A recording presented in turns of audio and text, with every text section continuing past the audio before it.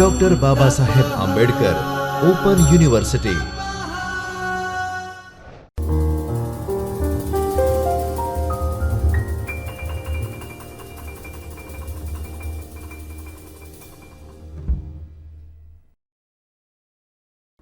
नमस्कार, doctor Baba Saheb Ambedkar open university के चैतन्य studio में आप सभी का स्वागत है। मैं Neetu Singh, assistant professor in special education. आज का जो हमारा टॉपिक है वो बीएड स्पेशल एजुकेशन के paper ACSV 03 intervention and teaching strategy के block 6 assessment of learning in science and sociology assessment techniques relevant to the needs of children with visual impairment से है। तो चलिए स्टार्ट करते हैं। प्रस्तावना। मूल्यांकन एक सतत प्रक्रिया है। इसका महत्व दृष्टिबाधित बच्चों के लिए भी है। जिस तरह से हम समान बच्चों का एक पाठ हो जाने के बाद या कुछ समय के बाद हम इवैल्यूएशन करते हैं, मूल्यांकन करते हैं, उसी तरह से मूल्यांकन का महत्व जो VI बच्चे हैं उनके एजुकेशन में भी है, उनके लिए भी है।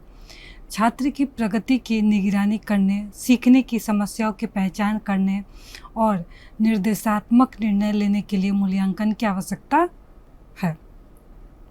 मूल्यांकन से हमें पता चल रहा है कि बच्चे का जो प्रोग्रेस है वो किस तरह से हो रहा है। अगर प्रोग्रेस के दौरान बच्चे को क्या कठिनाई हो रही है, क्या दिक्कत हो रहा है, उसको हम पहचान के उस समस्या को हल करें और आगे का जो प्रोसेस है या आगे का जो हम बच्चे को इंस्ट्रक्शन देंगे वो किस तरह का होना चाहिए बच्चे के नीड्स के हिसाब से या उनका जो लेवल है क्षमता के हिसाब से, तो वो भी हमें मूल्यांकन के द्वारा निर्णय करने में आसानी होता है। यह तत्काल शिक्षण के स्तर पर परिणामों को निरंतर सीखने के साथ साथ श्रृंखला या अवधि या सीखने के मापदंडों पर सीखने के परिणामों का आकलन करता है और पूरे शैक्षणिक सत्र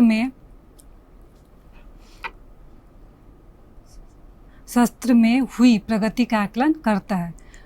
अन्य बच्चों की तरह दृष्टिबाधित बच्चों की शिक्षा का उद्देश्य विज्ञान और समाजशास्त्र की अवधारणा को समझना है। जिस तरह से जो समान बच्चे हैं उनके लिए जिस तरह से हम विज्ञान, साइंस और जो हमारा सोशोलॉजी है, समाजशास्त्र पढ़ाते हैं और उसका जो कॉन्सेप्ट बच्चा सीखते हैं, उसी तरह से जो VI बच्चे हैं उनके लिए भी जो विज्ञान है और समाजशास्त्र है उसके कॉन्सेप्ट को बच्चा किस तरह से ग्रहण करेगा, किस तरह से सीखेगा, ये भी हमें देखना है। विज्ञान और समाजशास्त्र में अवधारणा के अध्ययन या मूल्यांकन करते समय कुछ अत्यंत महत्वपूर्ण एवं रोचक पहलुओं का ध्यान रखना आवश्यक होता है। मूल्यांकन बच्चे की विज्ञान और समाजशास्त्र में सीखने की कठिनाइयों का निदान करने में मदद करता है। जब भी हम बच्चे को पढ़ा रहे हैं तो टाइम टू टाइम हमें इवैल्यूएशन करना चाहिए। बच्चे के प्रोग्रेस के लिए कोई प्रॉब्लम उनका अगर है तो उसको आइडेंटिफाई करने के लिए, उसको सॉल्व करने के लिए और आगे हम क्या बच्चे को इंस्ट्रक्शन और किस तरह से उस पाठ में है तो कोई दूसरा तक टेक्निक है वो हमें अपनाना है। अगर इससे बच्चे को दिक्कत हो रही है तो कोई नया तरीका हम अपना सकते हैं। विज्ञान और समाजशास्त्र अवधारणा के शिक्षण के मूल्यांकन के लिए दृष्टि हानि के कई निहितार्थ है। फिर है हमारा इस जो इकाई है उसका उद्देश्य। इस इकाई को कंप्लीट करने के बाद या अच्छे से समझने पढ़ने के बाद किस तरह का आपको पढ़ाने में VI बच्चों को पढ़ाने में यह जानकारी मिल सकती है। पहला हमारा मूल्यांकन की विभिन्न तकनीकों और सिद्धांतों का वर्णन कर पाना। मूल्यांकन अगर हम करते हैं, इवैल्यूएशन या असेसमेंट करते हैं तो उसके क्या तकनीक है, टेक्निक्स क्या है या उसके सिद्धांत क्या है, उसको अच्छे से जान पाना। अगर उसके बारे में हम जानेंगे समझेंगे तो ही हम उसको अप्लाई कर पाएंगे। फिर दृष्टिबाधित बच्चे द्वारा सीखी गई विज्ञान अवधारणा के आकलन में दृष्टिबाधित के निहितार्थ को समझने में सक्षम होना। अगर बच्चे उस कंसेप्ट को, साइंस के कंसेप्ट को सीख रहे हैं तो उसका जब आप इवैल्यूएशन कर रहे हो तो उसमें VI से रिलेटेड किस तरह का समस्या हो सकता है या किस तरह से बच्चा उसको ग्रहण करेगा, तो ये सारा उसमें इंक्लूडेड होता है। फिर है हमारा समाजशास्त्र अवधारणा के अध्ययन के मूल्यांकन में भी जो बच्चे को अगर कहीं कठिनाई हो रही है, दिक्कत है, उससे रिलेटेड है, तो उसको किस तरह से आप समझ पाओगे या उसको किस तरह से आप लोग बच्चे को शिक्षा देने के टाइम और फिर उसका मूल्यांकन करने के टाइम। फिर दृष्टिबाधित बच्चों के विज्ञान और समाजशास्त्र सीखने की आवश्यकताओं का आकलन करना। अगर हमें वीआई बच्चों को साइंस, हमें विज्ञान पढ़ाना है और समाजशास्त्र पढ़ाना है, तो वो सीखने की आवश्यकता क्यों है, क्यों महत्वपूर्ण है, क्यों हमें उनको सिखाना ज़रूरी है, या उनको नहीं सिखाएंगे तो चलेगा क्या। तो इस सब बातों का भी हमें समझ होनी चाहिए, क्योंकि उनको भी सीखना ज़रूरी है, उनके लिए भी ये उतना ही महत्वपूर्ण है जितना कि एक समान बच्चे के लिए है। विज्ञान और समाजशास्त्र में दृष्टिबाधित बच्चे की कठिनाइयों का निदान करने के लिए मूल्यांकन तकनीकों का उपयोग करने में सक्षम हो पाना।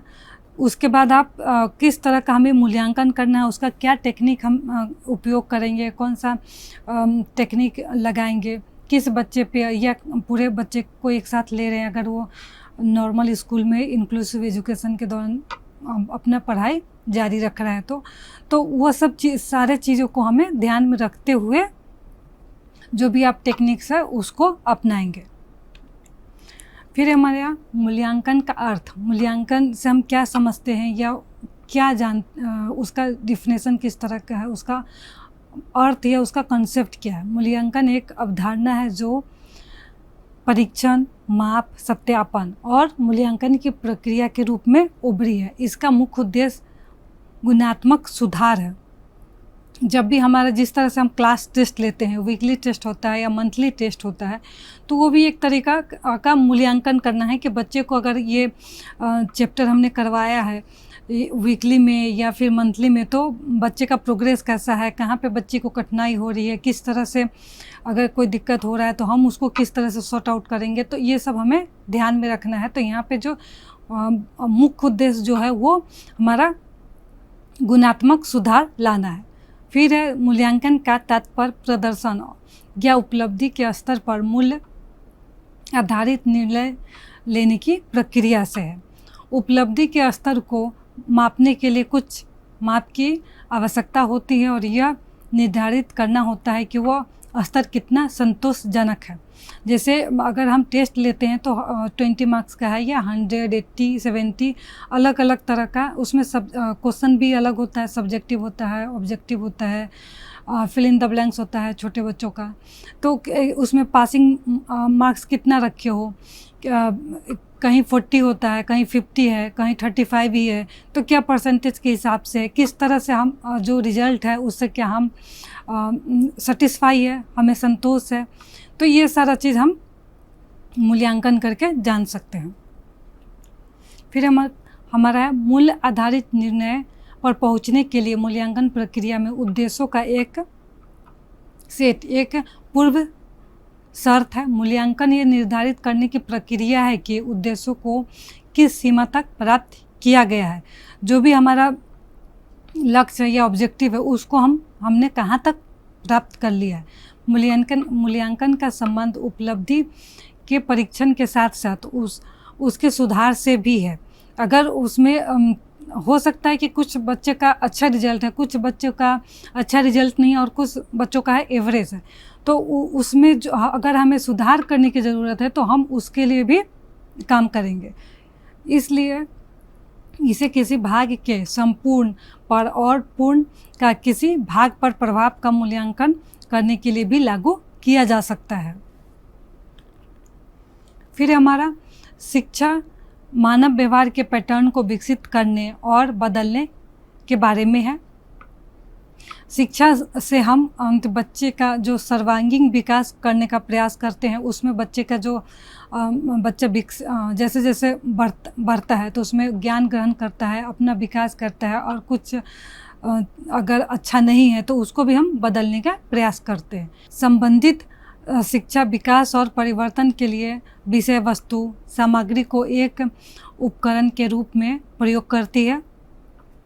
या हम TLM का भी इस्तेमाल कर सकते हैं। इसलिए शैक्षणिक लक्ष्य अपेक्षित है। एक छात्र के व्यक्तित्व के विकासात्मक पहलू फिर छात्र के प्रदर्शन को मापा जाता है और उसका मूल्यांकन किया जाता है। जैसे जो छात्र है वो क्लासरूम में या क्लास में किस तरह से अपना परफॉर्मेंस दे रहा है, उसका परफॉर्मेंस कैसा है, पहले से अच्छा हो रहा है या और नीचे की तरफ जा रहा है या एक जैसा ही है।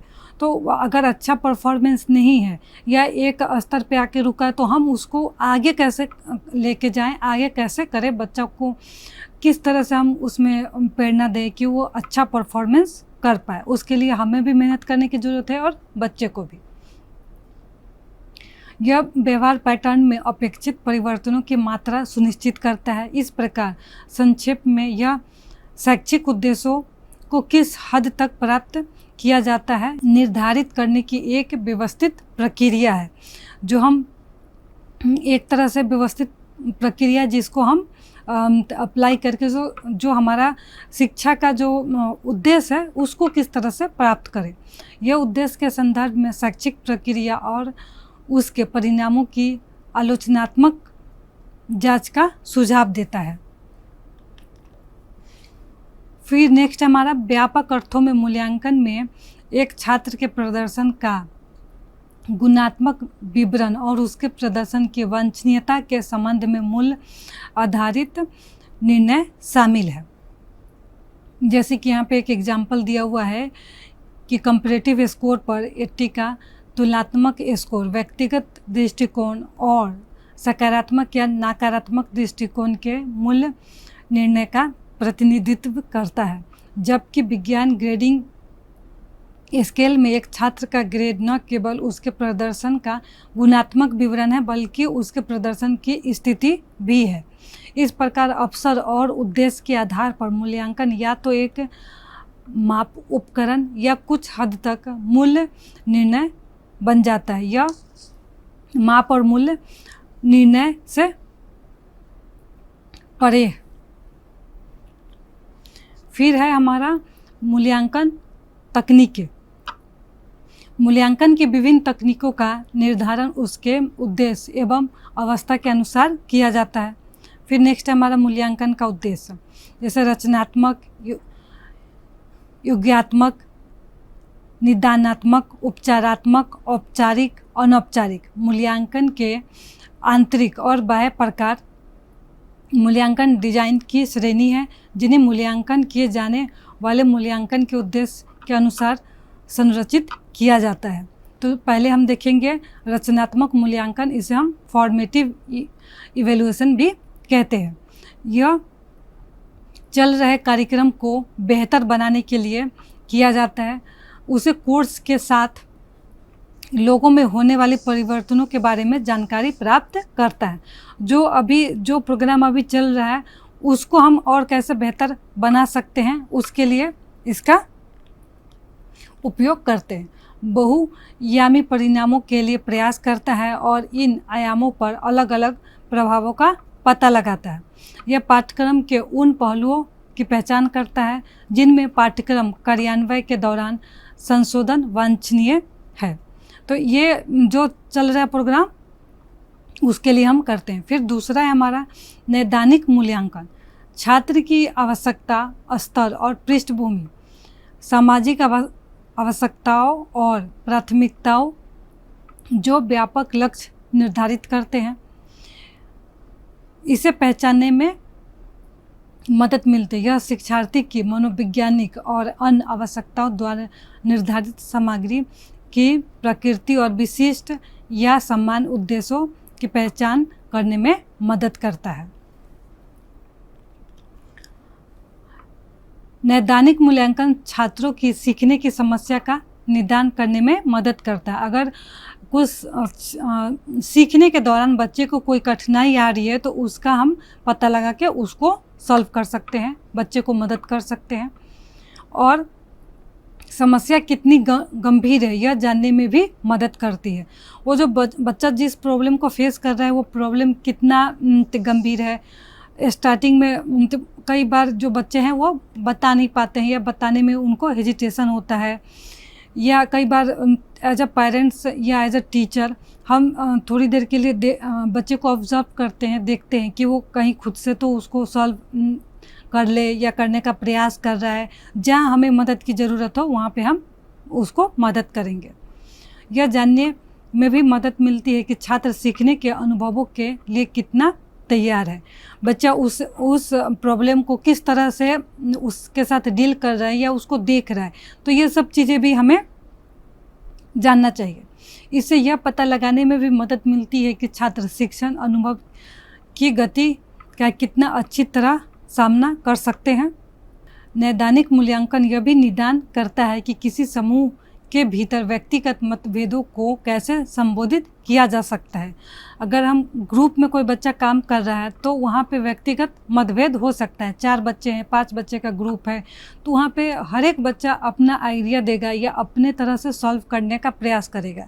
तो वहाँ पे बच्चे को एक दूसरे के जो विचार है उसको भी सुनने का, हर एक के विचार को महत्व देने का, फिर अब मिलजुल के उस प्रॉब्लम को किस तरह से सॉल्व करें, इस बात को भी देखना है। बच्चे कर पा रहे हैं या नहीं कर पा रहे हैं, तो वो सब चीज़ देखते हुए और मतभेद होते हुए भी उसको एक साथ करें और उसमें इस तरह से बच्चे में इस तरह का गुण विकसित हो।